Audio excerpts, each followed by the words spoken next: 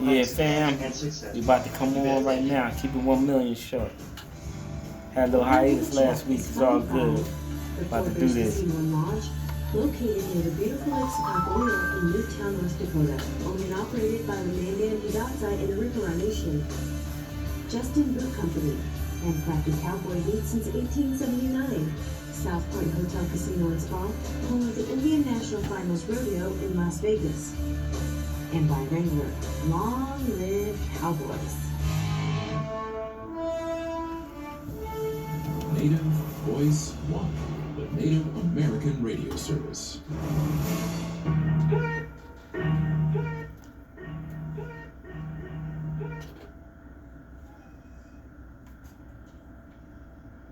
It's the Keep 1 Million show. November 14th, 2024. Live on KRDP 90.7 FM. I'm Dwayne. Sean P. And once again, like every Thursday, Thursday night football. We have, should be a good NFC East matchup. Should be. The Commanders versus the Eagles. Yeah. Eagles on a 6-game winning streak. Yes, they are. Commanders coming off a loss. It's right now 7-0 Commanders. Yeah, that was a brutal loss for them. That was they played the Steelers and it was they got drawn off sides.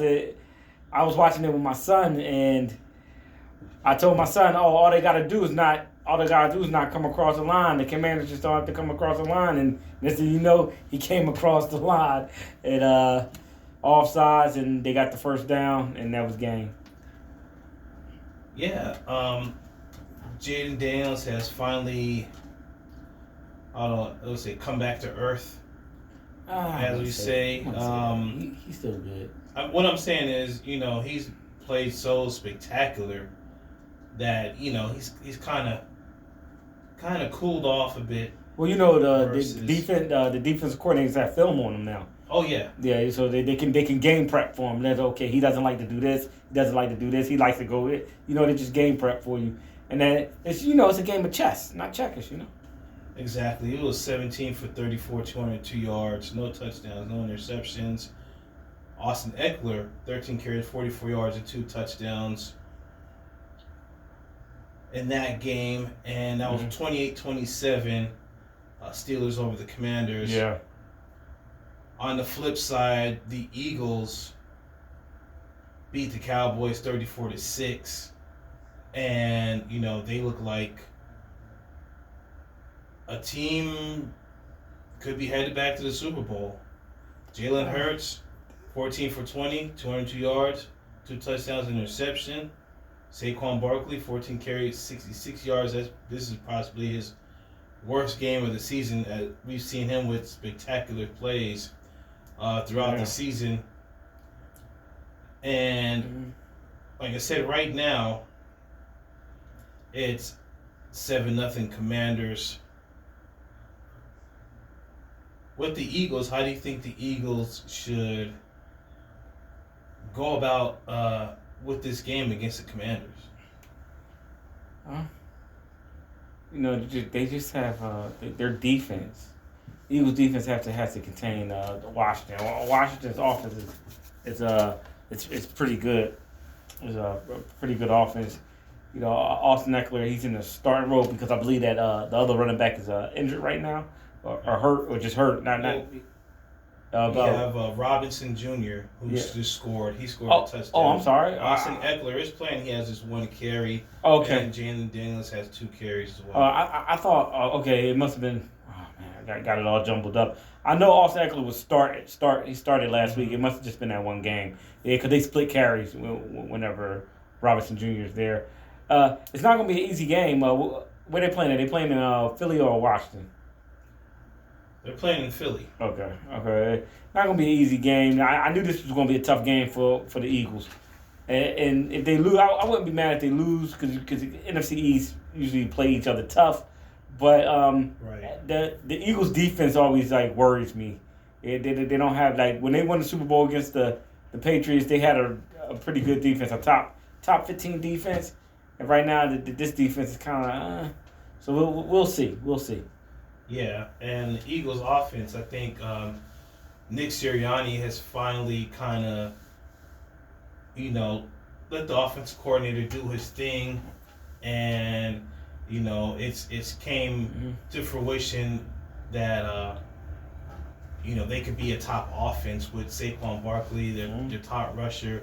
Jalen Hurts doing what he does, the past few seasons, and Sirianni not meddling with the offense and just kind of, managing the team as, head coaches do. I mean, you see what happens when he does kind of poke his head around. It kind of messes up things and jumbles, the play calling and whatnot. So, I think this offense they have now should be their best offense moving forward. Their defense on that, I think, should be the part where they need to step up. Yeah, they do. They do.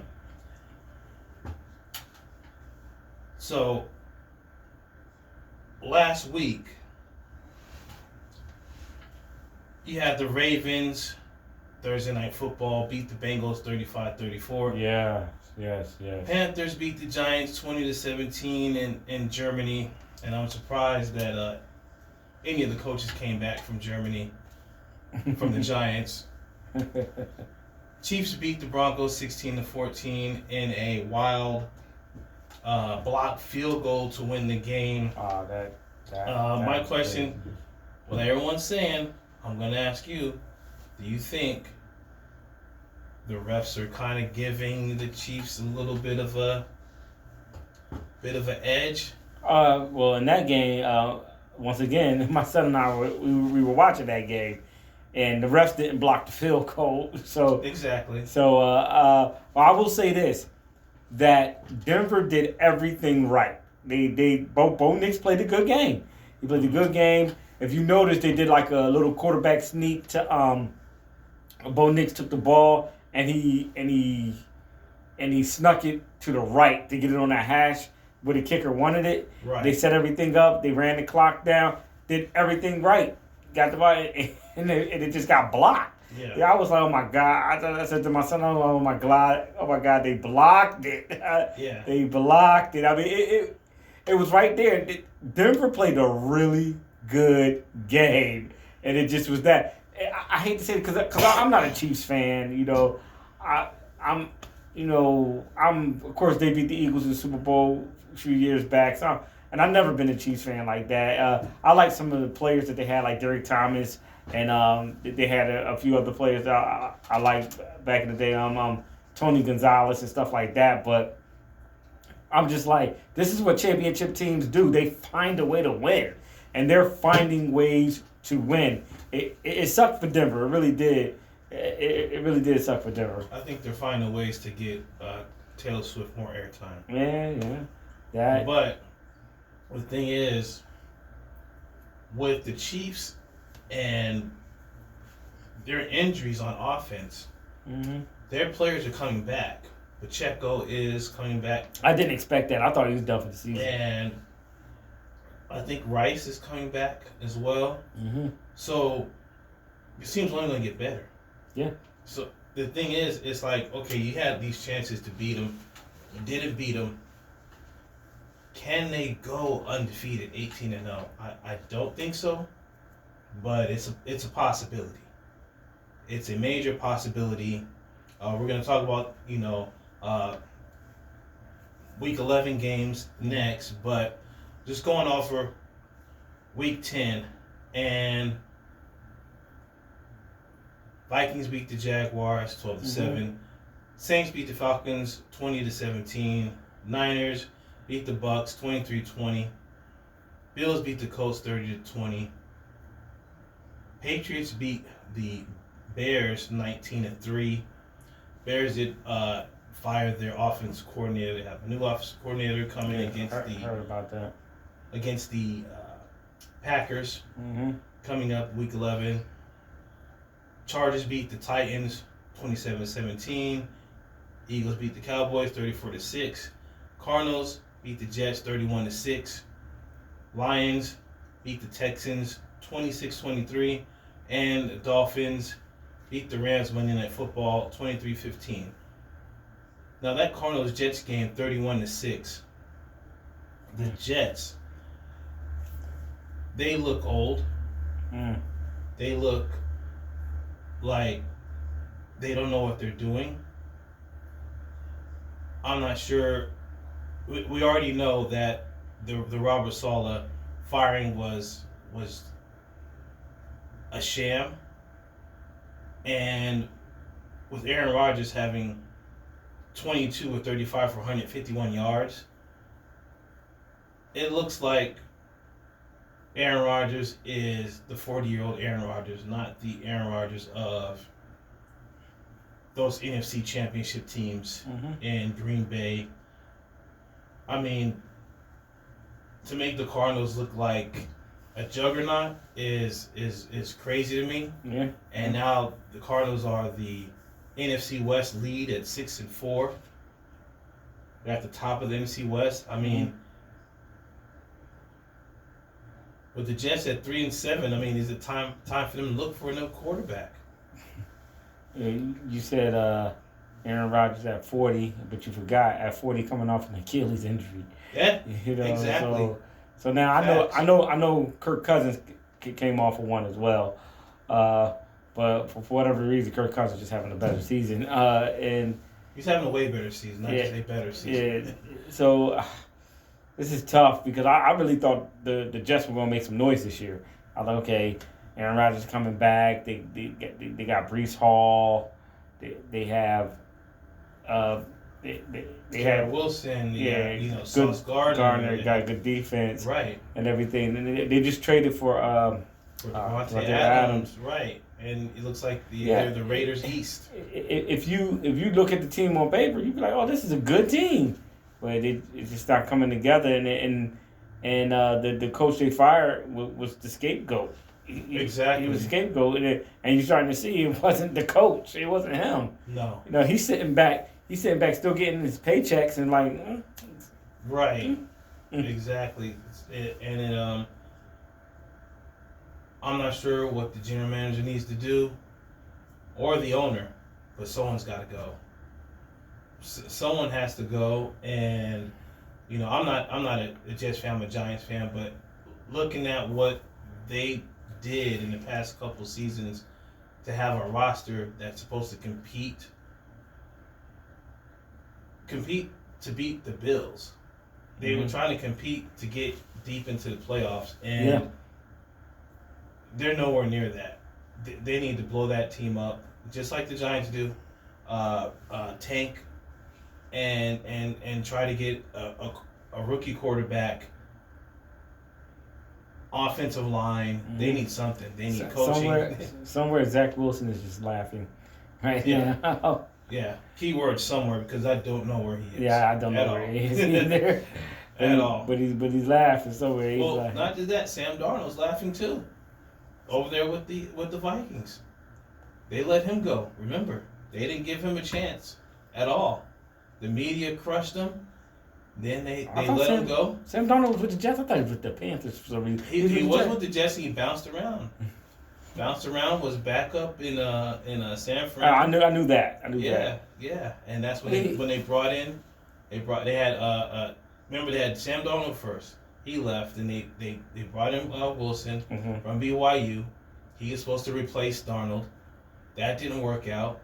And Danny White. Was it Danny White? Danny White came in and he disappeared. But he had a good season, man. He had a couple days. Yeah. And they didn't want to. They didn't bring him. They didn't bring him in. And then enter Aaron Rodgers, torn Achilles. Come back. We got everybody back. Everybody's healthy now. We're gonna run the table, and the table's running them. So I don't know what's going on, but yeah, something needs to be fixed there. Yeah.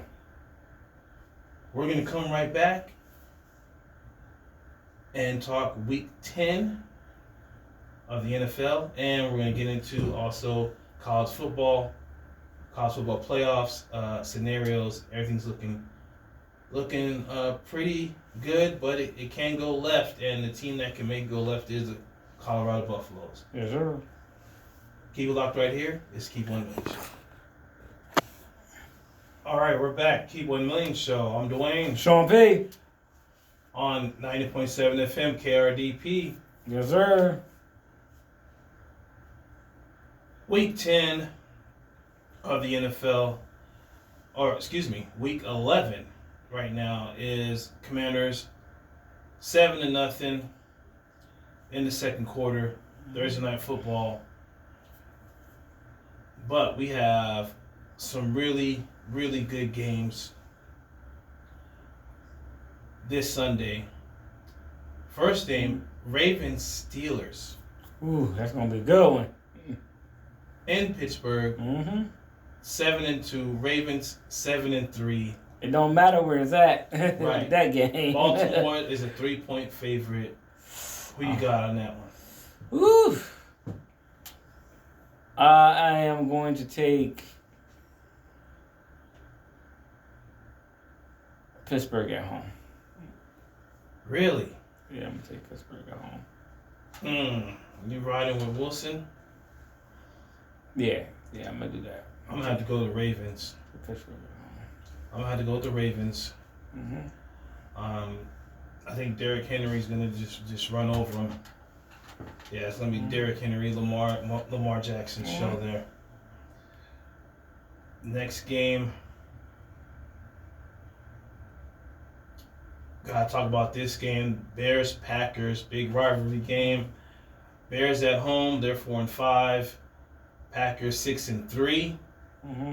You know, Bears thought they was doing some things. They fired their offense coordinator. You know, offensive line still looking bad. Caleb Williams running around, you know, trying not to get killed. But the Packers, with Jordan Love back, you know, they got some wins under their belt. They're fighting for that NFC North. Packers 5.5-point favorite. I'm gonna go with Green Bay. I'm gonna go with J Love, Green Bay. Yeah, I gotta go with Green Bay there. You know, that's one of those rivalry games that, matter of fact, if I'm not mistaken, Green Bay is like what, 8, maybe 9-0 against the Bears. Even with remember before Aaron Rodgers beat up on them. Yeah. He told Jordan Love. Didn't he tell them I own you? The crowd, I own you. Yeah, he told Love, you bet you whatever you do, you better beat the Bears every chance you get. So I gotta go with the Bears there. I mean, excuse me, with the Packers there. Yeah, we'll go Green Bay. Yeah.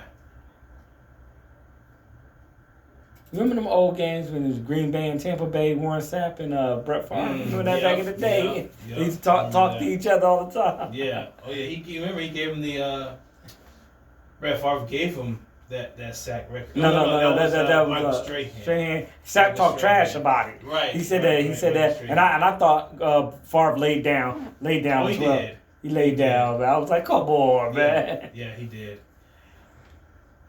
Yeah. This game is possibly the game of the season.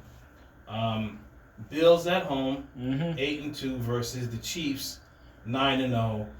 Is this the game the Chiefs lose? Buffalo's a 2-point favorite. Is this that game? I'm gonna go with Buffalo only because I believe that Josh Allen really got. He just wants to take Mahomes out. I know this is just a regular season game. But he wants to take him out. Now, which quarterback has a good record? Record against Mahomes? Joe Burrow. Oh, Joe Burrow has a good record against him. Okay, all right. And the thing is, this game is important as well as far as playoff positioning as well, because let's say the Chiefs, you know, lose a couple games and the Bills keep winning. The Bills get that number 1 seed. You know that don't mean nothing to the Chiefs. I know it doesn't, but still the Chiefs got to go to Buffalo. I know it doesn't matter. They have the Bills' number. Because the Chiefs could play in cold weather. So right. You know, a lot of people thought that meant something with Baltimore. Yeah. Like, that'll be the... Right, they won Baltimore and beat them. With that being said, I got the referees winning this game. You got the refs? No, I got the Chiefs. You got the Chiefs? Okay. I got the Chiefs, and, Yeah, that's fair enough. Mainly because of how this season's going. You never know what happens in that last 2 minutes, and you pretty much got to be up. You got to be up on the Chiefs. It can't be I got to kick a field goal or something like that. Like, it can't be that last. You can't be tied, or they can't be down. 3 or 4 or 5 points. They're going to come back and win the game and beat you. Yeah. In that last 2 minutes of the game, so I think really 2 minute. That 2 minute drive to win the game, that's going to be Patrick Mahomes. Okay. And then Monday Night Football, the Battle of Texas, which this was supposed to be one of those top games, but you got the Cowboys 3-6, they're at home against the Texans 6-4, top of the AFC South. Mm-hmm. Houston is a 7.5 point favorite. I think that's way too high, but Cowboys looking that bad because they don't have Dak Prescott. He's not coming back for the season. They said his hamstring was torn off the bone. He opted for season-ending surgery. Well, he had to. My question is, are we going to see Trey Lance? It's Cooper Rush right now, right? Yeah, but are we? Let's say this game gets away from him. Well, like it did last week, and they brought Trey Lance in for garbage time, though. Yeah. I say this. Now, I'm going to take the Houston Texans, even though Stroud's not doing what he was doing last season, but I'm going to take the Houston Texans in this. But I will say this. If they lose again, if Dallas lose again and they lose bad, you might as well bring Trey Lance in and just play him for the rest of the season because you got to see what he got. Yeah. You have to see what he has. Yeah, you do. And just because of that, I got the Texans winning, and just like you said, they got to put Trey Lance in and see what he has. If not, he could be one of the biggest busts in NBA history. Name not DeMarcus Russell. DeMarcus Russell. I mean, think about it. When he comes out, he never got a chance to play. Season, that's true, but at the same time, he never put himself positioned for a coach to be like, oh, we got to start him. We got to start him over so-and-so. I mean, what's his name in San Francisco? Brock Purdy beat him out that job. He came out of nowhere, right? But then he get hurt. He broke his ankle. He was hurt. Yes, he was. But when he came back, maybe he just wasn't the same because of the injury, but still at the same time. Think about it. He got hurt. He broke his foot. Yeah. He got hurt, and then Purdy was tearing it up. It was no way. I know they say, you shouldn't lose your job to injury, but when you got a player like that that's hot like that, you're like, yo, we got to keep playing them, and it's I see where they were coming from. I'm not ready to say he a bust yet. Well, not yet. And the thing is, what they gave up to get him is like, yeah. Oh yeah. And I see why they let him go and then go to the the Cowboys. Hopefully the Cowboys try to do right by him and have him and develop him, but with Dak Prescott's money, and we know Cooper Rush is like the top backup in the league. He has like starter money at this point. How he's been backing up Dak Prescott throughout the years through all his injuries. It's going to be hard to see Trey Lance on the field. It has to be such a debacle to where it's like, okay, the season's over. And I think this game, especially at home against the Texans, which is not a rival but a rival, Jerry Jones is going to have to make a big decision after this game. Well, and he's going to have to make a few big decisions. Oh, yeah, especially in the draft and after this coaching and everything. Oh, man. Speaking of, let's talk about this before we get into college football. What is going on with these rumors that Deion Sanders may go to the Cowboys if they pick Shedeur Sanders? Now, he was on the show Speak on Fox, and he basically did the diplomatic answer and only said, he only wants to stay in Colorado. He's focused on the kids. He's focused on this season. Saying all the right things, but it's coming from an interview with him and Michael Irvin, his ex-teammate with the Cowboys, and I'm watching It Is What It Is podcast. Michael Irvin's on there as well, and he's saying how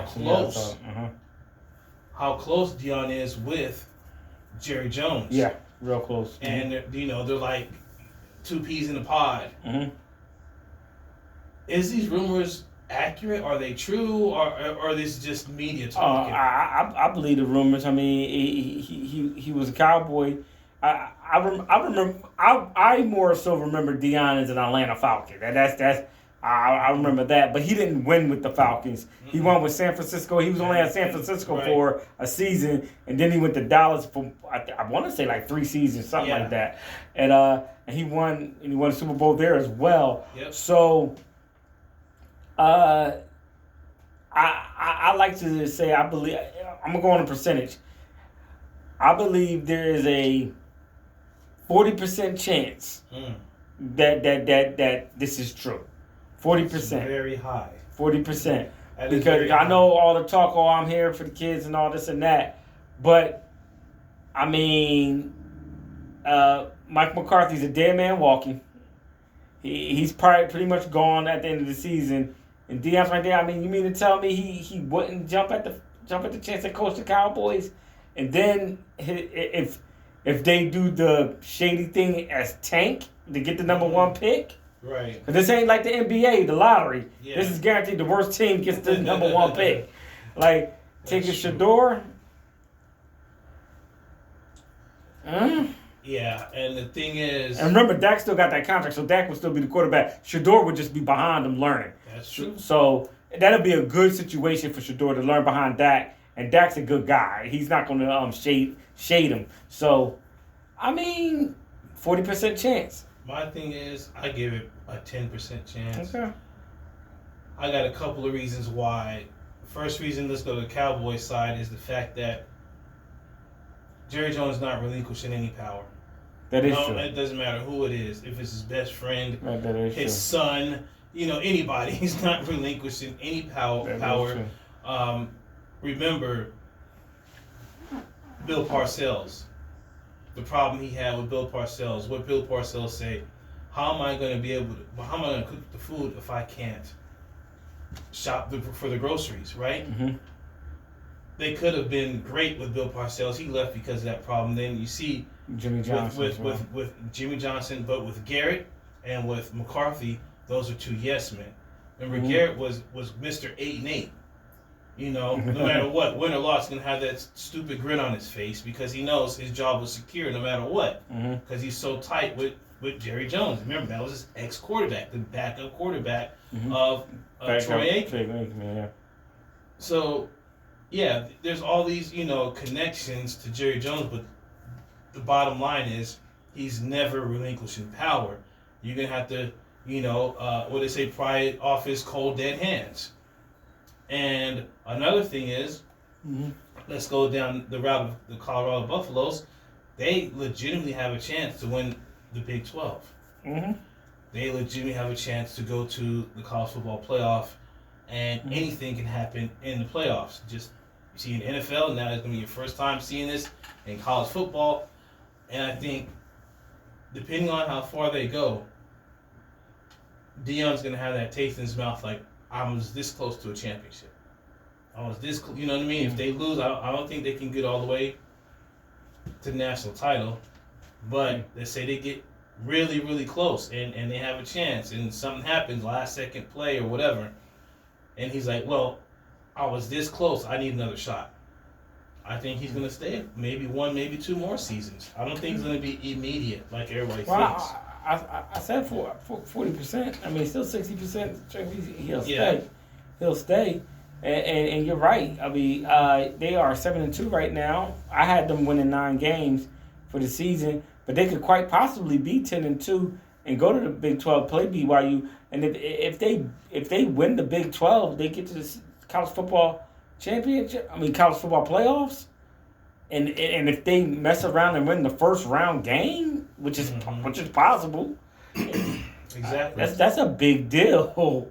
Yeah. That's a big deal. So you're right. He'd be like, nah, I'm gonna just stay here, and you are correct. I'm gonna stay here where I have power. I have the power to bring in the players I want. I have the power to get the scholarships and all the NIL and all that I want. So, but he's a good recruiter. He's a great recruiter.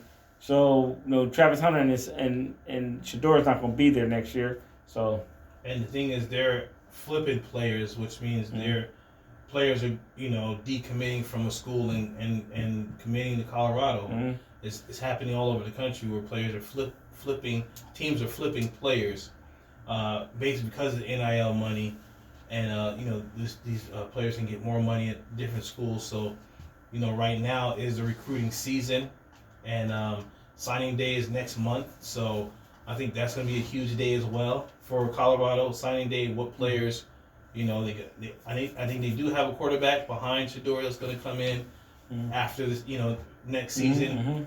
They got a 5-star recruit that was there. He was I think committed to USC, but I think he's decommitted from USC. Don't know what school he's going to go to, but there's a couple more players, some offensive linemen, 5-star offensive linemen that may go to Colorado. So he has these high school players lined up to go. So I think give him 2 more seasons, and then we'll see where he goes. Because you talked about it before we started, that the FSU job could be open. Florida State could be. His alma mater, and I would say after this season, we'll see what happens, and then I still think he's gonna stay though. Okay. But we're gonna come right back. We're gonna talk more college football playoffs, and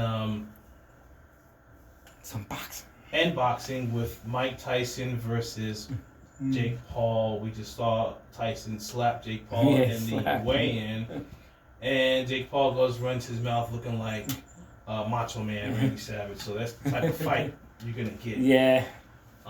Keep locked right here. Let's keep 1 minute. Yes, sir. Let's keep 1 million. Show him Dwayne. Show him P. We're on 90.7 FM KRDP. Please go to listen to number 2 KRDP.com. And thanks everybody for listening wherever you are, watching.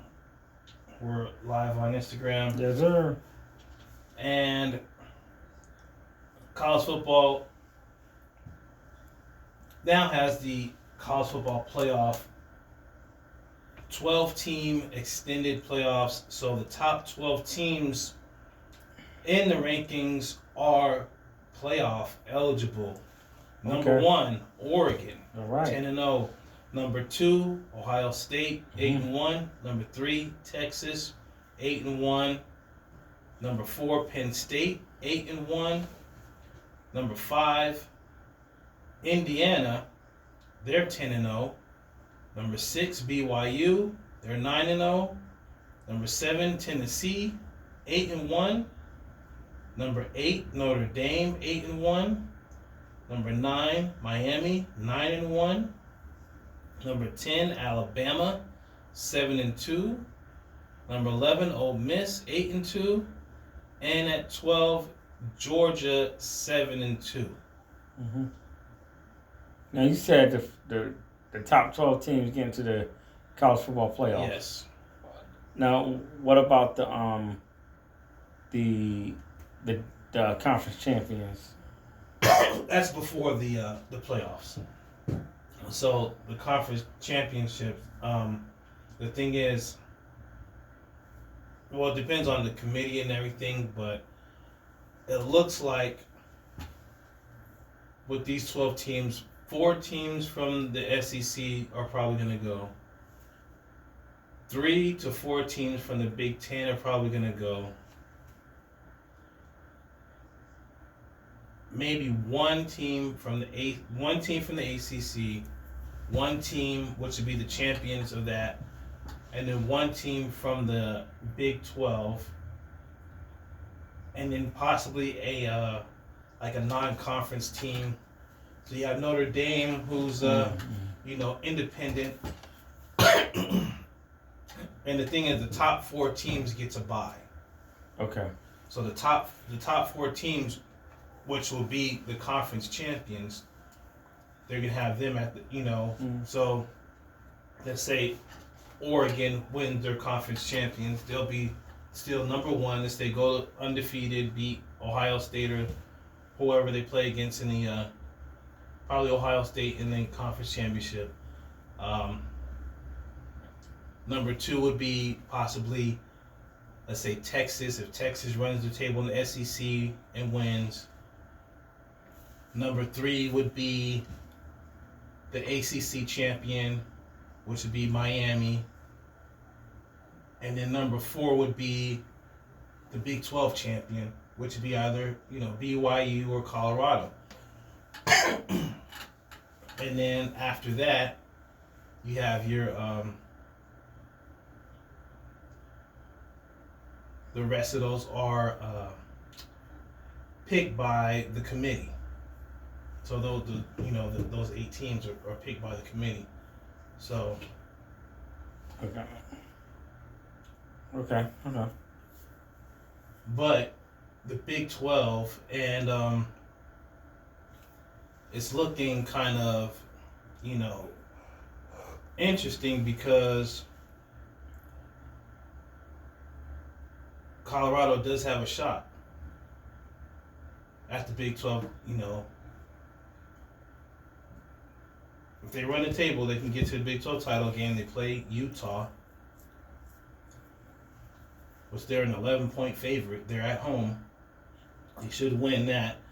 Utah's 4-5. BYU plays Kansas. Mm-hmm. They're 3-6, but for some reason BYU is a 2.5-point favorite. Okay. They should win this game. And BYU looks like they have a real easy schedule after that game. It's well, not really. Arizona State's not a team they could snip. They're 7-2. Okay. That's their next game, which is on the 23rd, and then Houston. That's their last 2 games.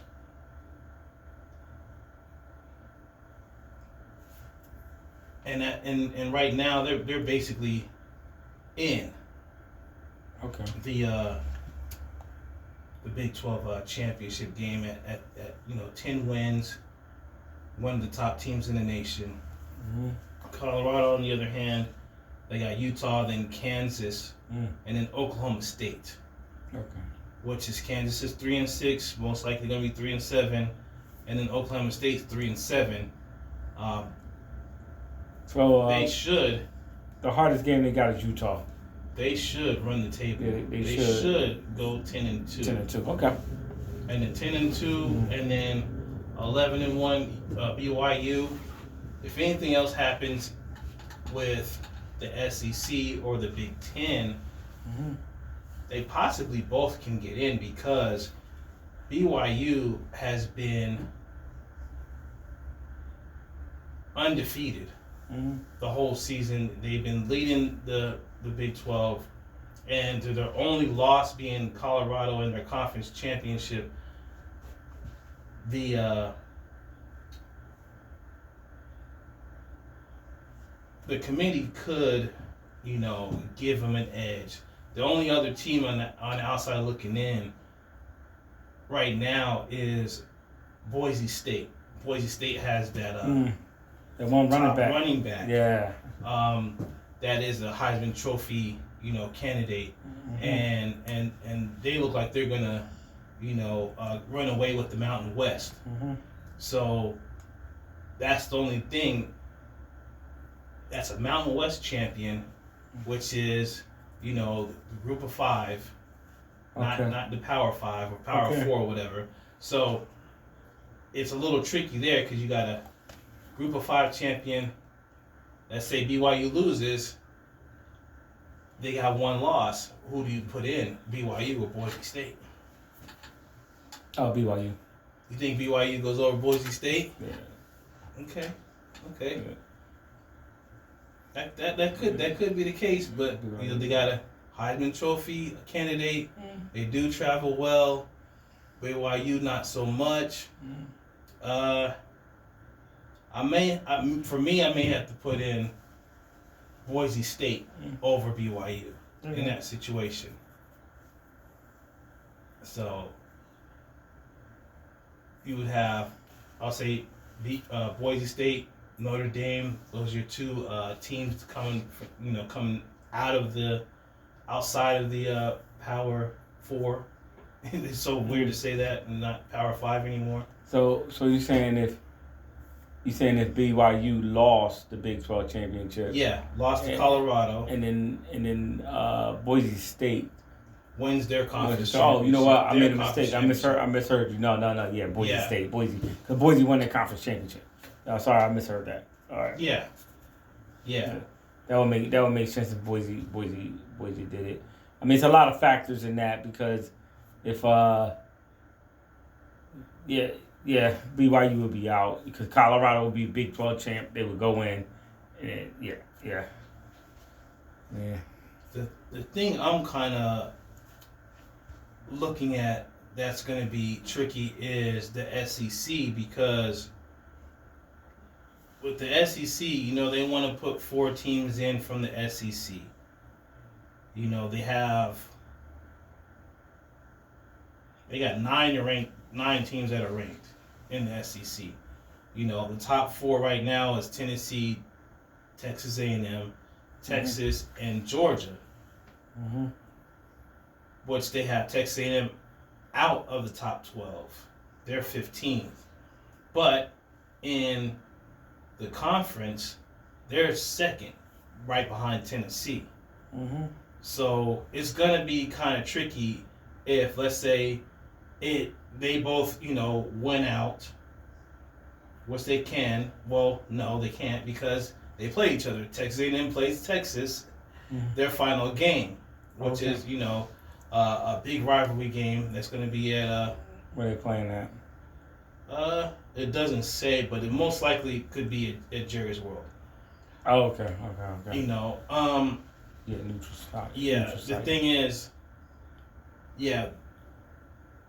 that game, it's Texas A&M 7-2. If they lose that game, they're out. So I understand why they have Texas A&M out right now. They're 7-2. Tennessee's 8-1. Yeah, they play Texas. So I would say, Texas should win that game, catapult them over them, possibly play Tennessee in the SEC championship game, which Tennessee, they have UTEP and Vanderbilt after Georgia. Mm-hmm. Now that gets tricky too because if Georgia beats Tennessee, both of those teams are 8-2. Okay.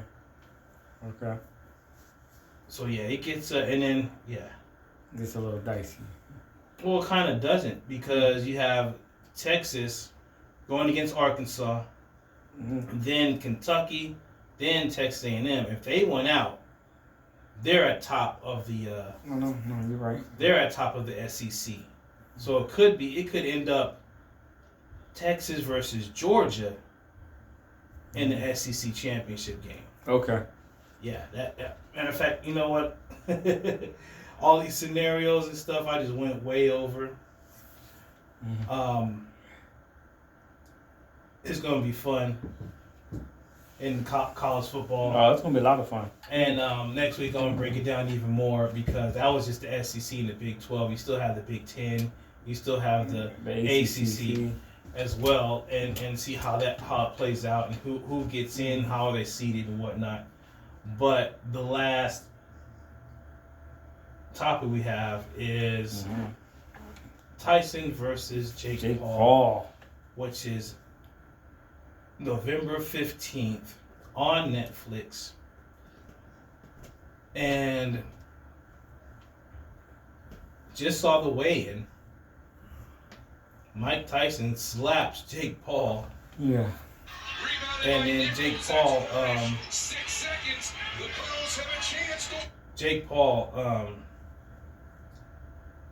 starts yelling, screaming, and say it's personal now, and da da da da da. I'm like, what? What do you mean now it's personal? How is it personal now versus, they was on podcast together, and he gifted him a pigeon, and he said Tyson said he's gonna feed it to his hawk or something like that, the pigeon. And it's like, I don't know if they're playing roles or this is for real or not, but I mean, they're playing it up so people can watch. Yeah, playing it up. When he told me that during the break before we came on, he's like, "Oh, Mike Tyson slapped Jake Paul." And I said, "Why?" Because it was going well. He was big up, and it was going well. I was like, there was no disrespect, but I was like, and then you showed me Jake Paul's response. He sounded like you said, he sounded like Macho Man, Randy Savage. Sounded like this was wrestling. I was like, oh man, this is all staged. They're trying to hype it all up. I mean, man. I'm just like, I don't think they had to do all that because they got the documentary on Netflix. They got, I saw Rosie Perez on the Breakfast Club. She's gonna be calling some of the fights. And the way they got it set up is dope. They got it on Netflix, and the fights that come on before Jake Paul, Mike Tyson is they'll be on YouTube on Netflix YouTube channel. It's called Tadam. It's called Tadam YouTube or whatever it is, and but also it's going to have stuff from on Netflix, and then they have the documentary on Netflix. They really shopped this fight. They really promoted this fight very well, and it's almost like I remember Clarissa Shields dissing Jake Paul. But I was like, man, who got the last laugh now, man? I mean, this dude, he was trying to get her on the card or something, and she just totally dissed the heck out of him and everything. So I mean, this dude, he say what you want. Jake Paul has definitely helped boxing. Now I will say this: I still want him to fight Mike Tyson's a real boxer, but he's way past his prime. I mean, I would like to see him get in the ring with one of the Charlos. You know what I mean? Mm-hmm. Get in the ring with what's his name? Canelo or Benavidez or somebody like that. Then show me something with that. And I'm telling you that he wouldn't deserve the chance. He deserved it. You know how much money he'll bring in? I want to see that. That's what I want to see.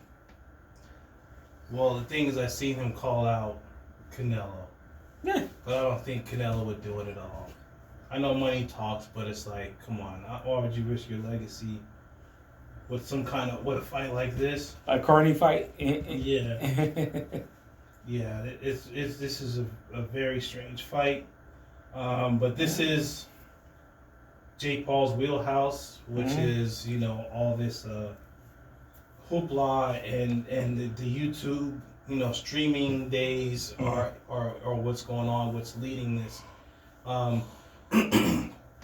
This is the reason why boxing is where it is, because you have fighters and fights like this that are taking place, and they're eclipsing boxing. And after this fight, the numbers are going to be, I think, we're going to be numbers we probably have never seen.